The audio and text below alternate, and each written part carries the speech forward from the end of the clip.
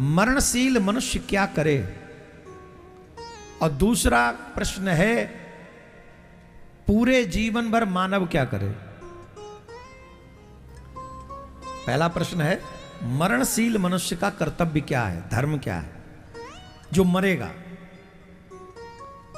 और पूरे जीवन भर मानव को क्या करना चाहिए। अच्छा, पहले तो ये सोचो कि हम मरेंगे कि नहीं मरेंगे। जवाब दो। अभी विश्वास नहीं हो रहा। हाँ, हम कैसे मर सकते हैं। हाँ, हमसे पहले जो मरे वो भी ऐसे ही सोचते थे, पर मरे वो। इस संसार का सबसे बड़ा कटु सत्य है तो वो यही कि हम मरेंगे। इससे बड़ा कोई सत्य नहीं, हम मरेंगे। पहली बात। पूरे जीवन भर क्या करना चाहिए, प्रश्न यह है। आप सच बताइए, आप लोग जब टीवी खरीदते हैं घर में, प्लानिंग करते हो कि नहीं कौन सी कंपनी की अच्छी है। कपड़े खरीदते हो, कौन से खरीदें। शादी करनी है तो पार्टनर कैसा होना चाहिए, प्लानिंग होती है कि नहीं। जवाब दो। शादी के बाद भी प्लानिंग होती है। बच्चे कितने होने चाहिए, बोले 2 ही अच्छे। हम तो कहते 5 बच्चे 5 अच्छे। प्लानिंग करते हैं। अरे छोड़िए ना साहब, मोबाइल की सिम भी लेनी हो तो प्लानिंग करते हैं, कौन सी कंपनी अच्छी है। करते कि नहीं। जवाब दो। Have you ever planned how to live life. कभी प्लान किया जीवन कैसे जीना चाहिए। जवाब दो। मोबाइल का प्लानिंग है, कपड़ों का प्लानिंग है, शादी की प्लानिंग है, घर की प्लानिंग है, दुकान की प्लानिंग है, परिवार की प्लानिंग है, मित्रता की प्लानिंग है, सबकी प्लानिंग है। ये सब चीज जीवन के लिए है। पर जीवन की कोई प्लानिंग नहीं तो डूबोगे कि नहीं डूबोगे। इस प्रश्न का उत्तर यही, इस प्रश्न का मतलब है जीवन भर मानव क्या करे। उत्तर दीजिए। संत कहते हैं जीवन भर मानव को भगवान को मनाने का प्रयास करना चाहिए। किसको मनाने का, किसको। संसार को नहीं।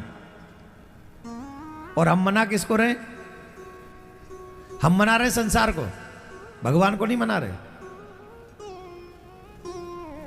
आधे से ज्यादा जीवन हम लोगों ने चमचागिरी में निकाल दिया दूसरों की। हमसे जो बड़ा था उसी की चमचागिरी, जी जी जी जी जी जी जी जी जी जी जी जी जी। और वो ऐसे आया और वो देखा भी नहीं, देखता भी नहीं है वो तो, क्योंकि तुझे तो पता है बड़ा है हम।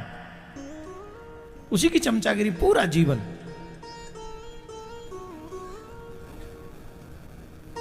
अरे इसकी चमचागिरी जितना कर रहे हो उतना मेरे ठाकुर जी की उससे आधी भी चमचागिरी कर ली होती तो मैं कसम से चम्मच भी सुधर जाती, गिरी भी समझ जाती, तेरी मालिक गिरी प्रकट हो जाती। मेरे ठाकुर की चमचागिरी करता तो। पर जीवन हम संसार को मनाने में निकाल दिया, संसार माना ही नहीं।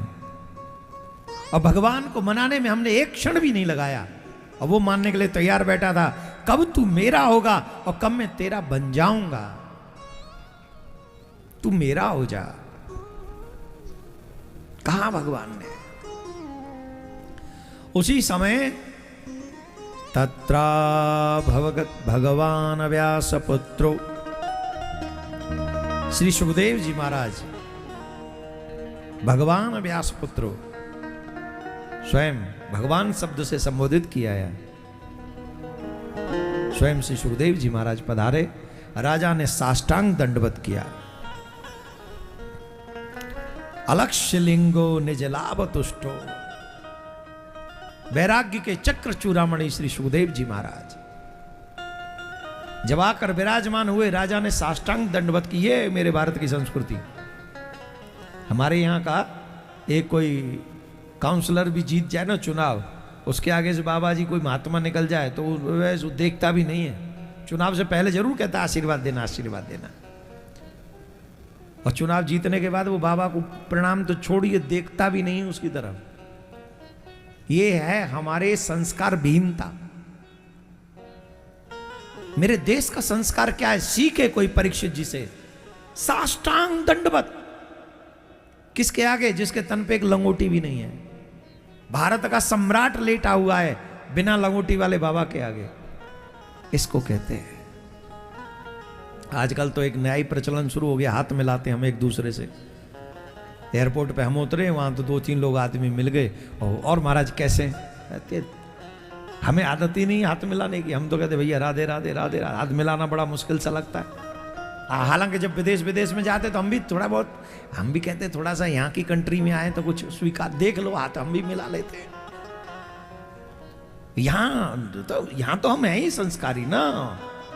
तो वहां थोड़े से, क्योंकि वहां का कल्चर है तो कभी यूं कर लिया कभी यूं कर लिया, पर यहां हमारे भारत का कल्चर तो ऐसा ही है। राधे राधे, हम लोग राधे। अच्छा, हम चरण छुआते नहीं, तो ऐसी कोई विशेष बात है नहीं, पर हमें संस्कार आना चाहिए, बड़ों का आदर करना। राजा ने साष्टांग दंडवत किया, और राजा ने जब साष्टांग दंडवत किया तो सुखदेव जी महाराज से अतः पृच्छामि संसिद्धिम योगिनां परमं गुरुं पुरुषस्य यत् कार्यं म्रियमाणस्य सर्वथा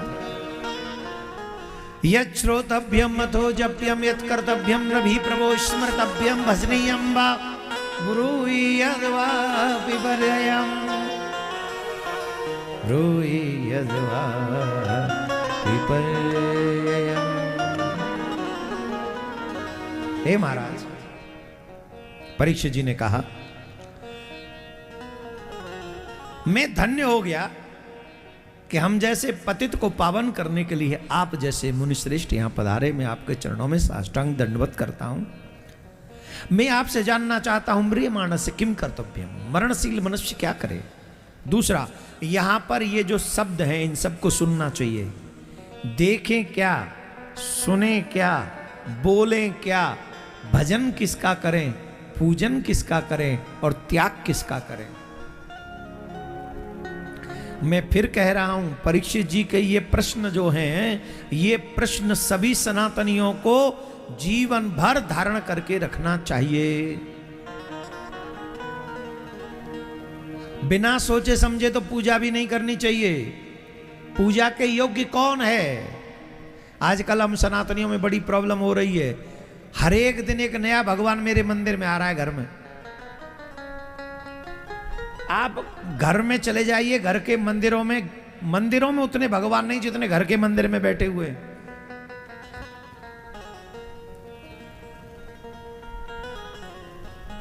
एक मंदिर में 500 भगवान बैठे हुए। 24 अवतार हुए थे, यहां तो कई ज्यादा हो गए घर में अवतार भगवान के। 24वां भी होना है, हुआ नहीं, 23 अवतार ही हुए। इनके घर में 2400 अवतार हो चुके हैं। ये फलानो देवता, ये फलानो ढिमको देवता, ये देवता वो देवता, इतने देवता इकट्ठे हो गए। घर में जगह ही नहीं है मंदिर में। हर गृहस्थी को 5 की पूजा करनी चाहिए। गणेश की, सूर्य की, भगवान शिव के परिवार की, और अपने इष्ट की, जो भी आपके इष्ट हो। इसके अलावा आप अपने घर में, मगर अब हम लोग किसी को भी भगवान मान लेते हैं। और आजकल तो एक नई प्रथा चली है, कोई भी महात्मा थोड़ा सा प्रसिद्ध हो जाए उसी को भगवान बना के मंदिर बना देते, उसका ही भगवान जी हमारे। संत को संत रहने दो, भगवान को भगवान रहने दो। अगर कहीं गड़बड़ करोगे तो उसका फल नहीं, उसका दुष्परिणाम तुमको झेलना पड़ेगा। इसलिए संत को संत मानो, भगवान को भगवान मानो। हमारे यहां पर कितने कितने बड़े संत हुए, लेकिन भगवान कौन है? विठ्ठल भगवान, वही है ना। हमने कभी नामदेव जी को भगवान नहीं घोषित किया, तुकाराम जी को, एकनाथ जी को हमने भगवान घोषित नहीं किया। ये देखो कितनी वारकरी समाज का कितना बड़ा सिद्धांत है, अद्भुत सिद्धांत है।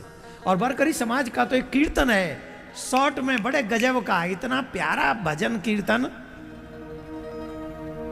1 सेकंड में सब पूरा।